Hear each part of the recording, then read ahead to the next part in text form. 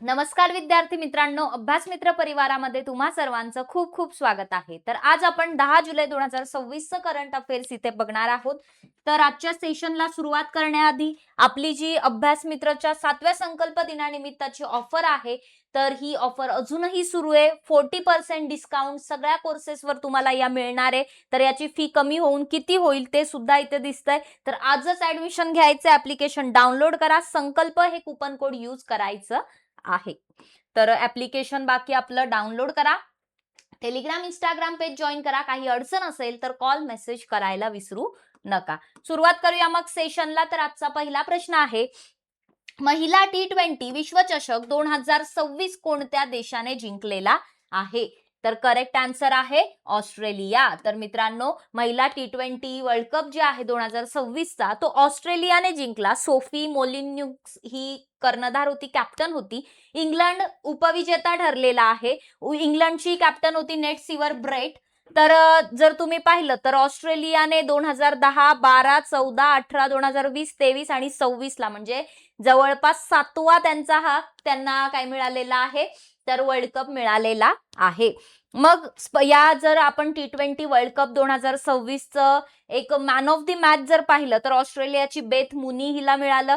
त्यानंतर जो final match झाली होती त्यातली मॅन ऑफ द मॅच पण तीच होती, बेथ मुनी।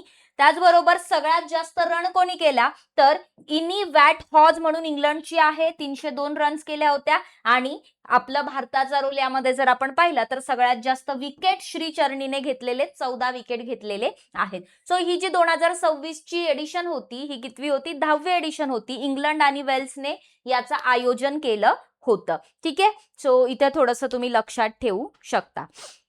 12 जून ते 5 जुलै 2026 च्या दरम्यान ही स्पर्धा इथे पार पडली। लॉर्ड्स क्रिकेट ग्राउंड जे आहे लंडनचं, तिथे फायनल मॅच झाली होती।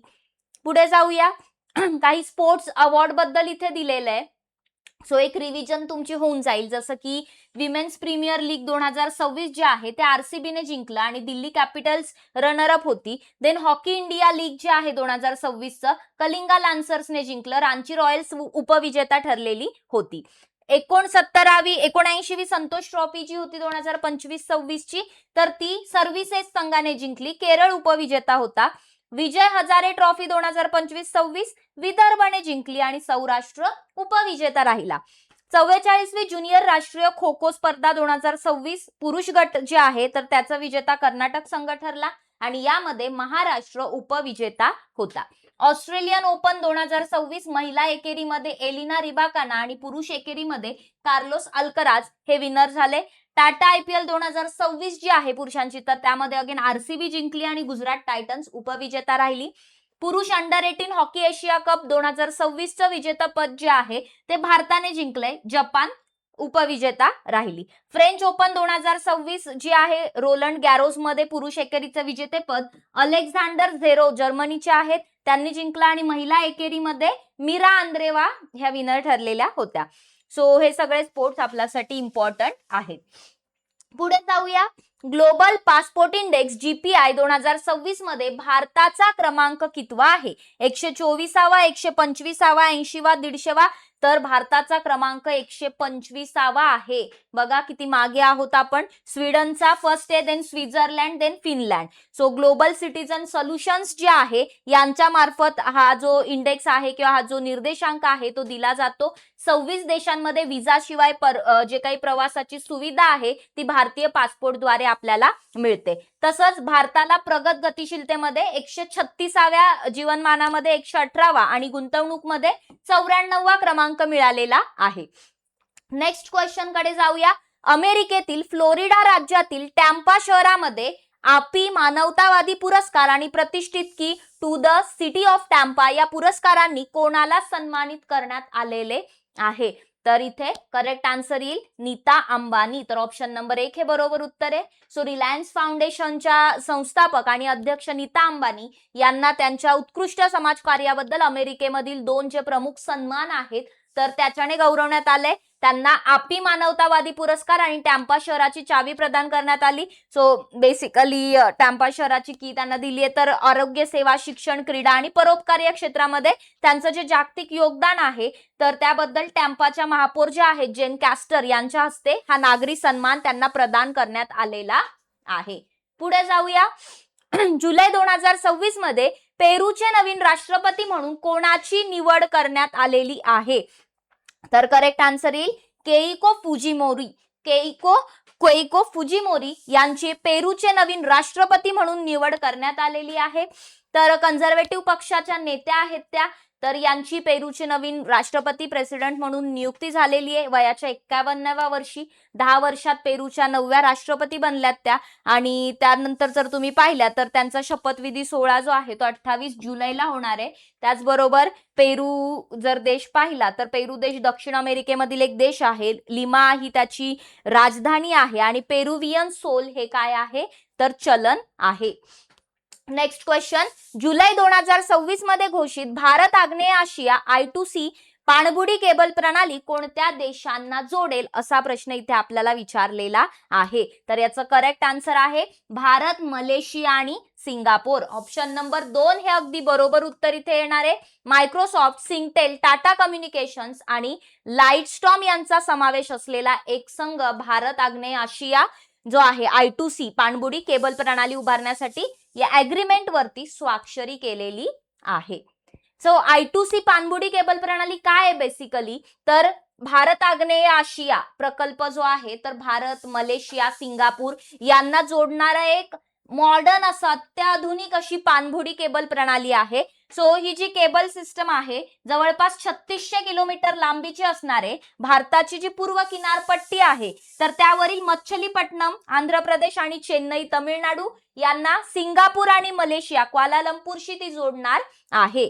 तर याची रचना जर आपण पाहिली तर ती कृत्रिम बुद्धिमत्तेच्या अंतर्गत करण्यात आली आहे. ठीक आहे, म्हणजे जी काही उद्देश आहे याचा तर त्याचं जे आर्टिफिशियल इंटेलिजन्स आहे, क्लाउड सेवा आणि मोठ्या डेटा प्रक्रियेसाठी केली जात आहे.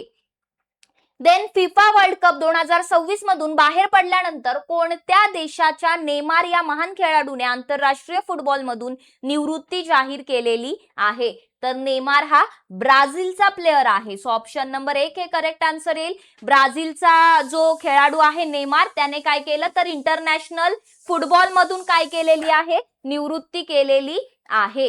तर 80वा आंतरराष्ट्रीय गोल जर आपण पाहिलं तर त्याने केला होता आणि ब्राझीलचा एक सर्वकालीन सर्वाधिक गोल करणारा तो खेळाडू ठरलाय. फिफा वर्ल्ड कप 2026 जे आहे तर अमेरिका, मेक्सिको आणि कॅनडा यांच्यामध्ये आपल्याला त्याचं आयोजन दिसलं.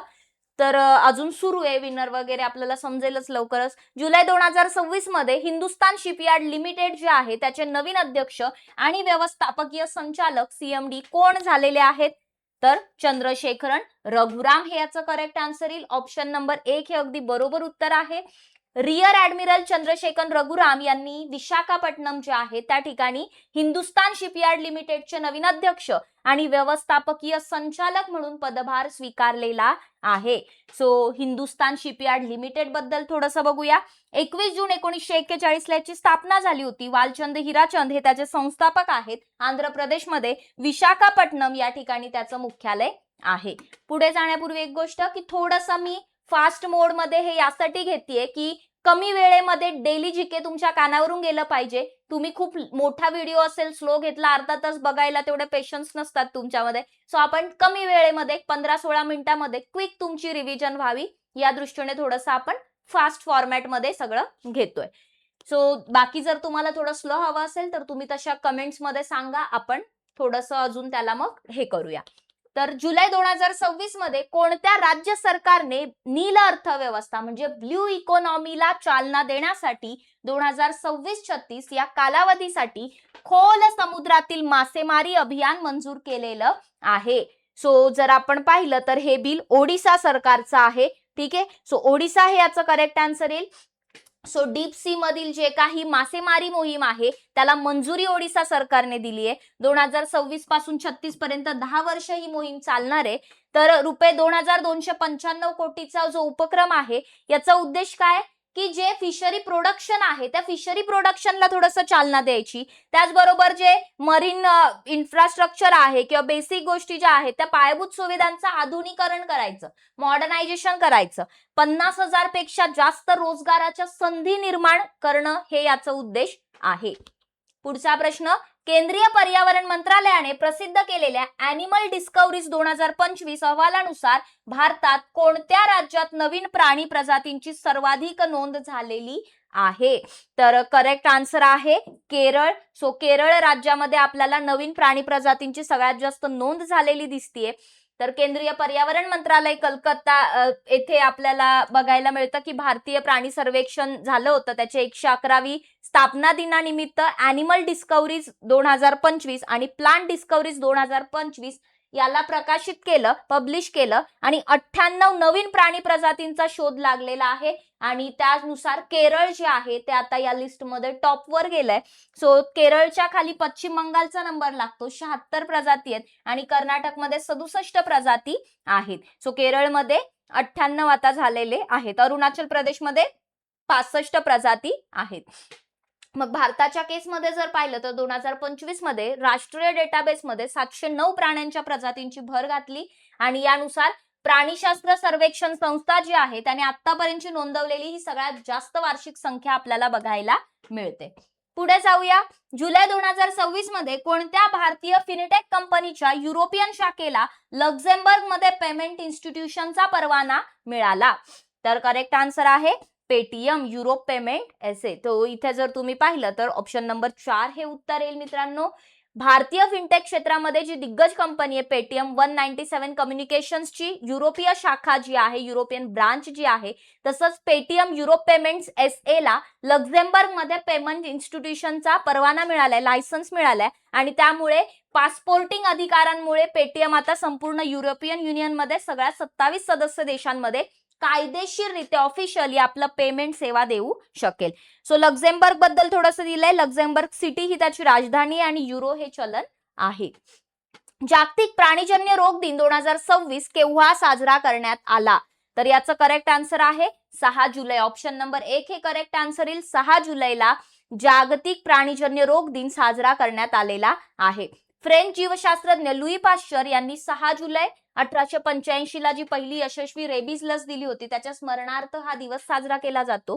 सो झुनोटिक रोग जे आहेत त्याबद्दल इथे तुम्हाला दिलंय की WHO नुसार नुसार झुनोसिस हे असे संसर्गजन्य रोग आहेत की जे नॅचरली पृष्ठवंशीय प्राण्यांपासून मानवांमध्ये पसरतात. सो झुनोटिक रोग थोडासा बायोलॉजीचा पण इथे तुमचा पार्ट होऊन जातो.